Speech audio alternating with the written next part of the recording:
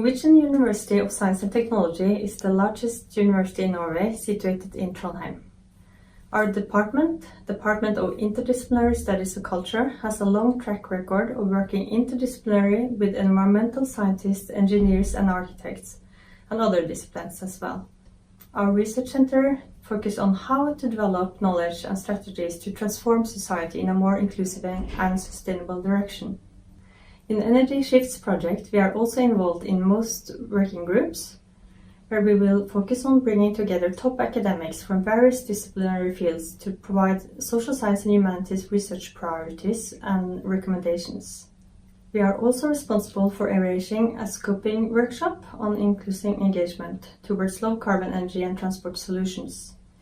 Energy Shifts is particularly important to us because it will enhance the dialogue and cooperation between energy-related stakeholders.